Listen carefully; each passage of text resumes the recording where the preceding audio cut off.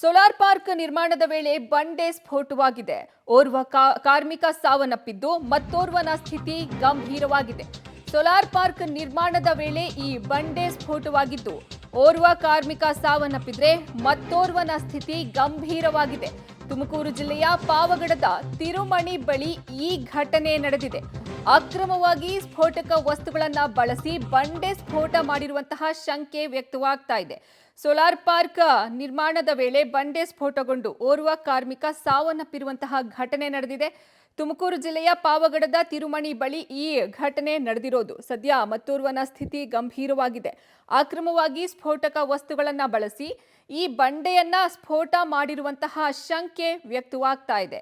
Solar park ನಿರ್ಮಾಣದ ವೇಳೆ ಬಂಡೆ ಸ್ಫೋಟ ಆಗಿ ಓರ್ವ ಕಾರ್ಮಿಕ ಸಾವನ್ನಪ್ಪಿರುವಂತಹ ಘಟನೆ ನಡೆದಿದೆ ತುಮಕೂರು ಜಿಲ್ಲೆಯಲ್ಲಿ. ಈ ಬಗ್ಗೆ ಹೆಚ್ಚಿನ ಮಾಹಿತಿ ನೀಡ್ತಾರೆ ನಮ್ಮ ಪ್ರತಿನಿಧಿ ಮಂಜುನಾಥ್ ಸಂಪರ್ಕಕ್ಕೆ ಸಿಗ್ತಿದ್ದಾರೆ. ಮಂಜುನಾಥ್, ಈ ಬಂಡೆ ಸ್ಫೋಟದ ವೇಳೆ ಎಷ್ಟು ಜನ ಇದ್ರು? ಈಗ ಏನೋ ಗಂಭೀರವಾಗಿರೋರಂತಹ ಅವರ ಈಗ ಹೇಗಿದೆ ಅವರ ಕಂಡೀಷನ್ನು? ಅರ್ಪಿತಾ, ತುಮಕೂರು ಜಿಲ್ಲೆ ಪಾವಗಡ ತಾಲೂಕಿನ ತಿರುಮಣಿ ಬಳಿ ಈ ಘಟನೆ ನಡೆದಿರುವಂತದ್ದು. ಅಲ್ಲಿ ಹೊಸದಾಗಿ ಸೋಲಾರ್ ಪಾರ್ಕ್ ಮಾಡಕ್ಕೆ ಒಂದಿಷ್ಟು ಕಾಮಗಾರಿಗಳು ನಡೀತಾ ಇದೆ. ಈಗಾಗಲೇ ಸೋಲಾರ್ ಪಾರ್ಕ್ ಇದೆ, ಆದ್ರೂ ಖಾಸಗಿಯವರಿಗೆ ಒಂದಿಷ್ಟು ಗುತ್ತಿಗೆ ಕೊಡಲಾಗಿದೆ.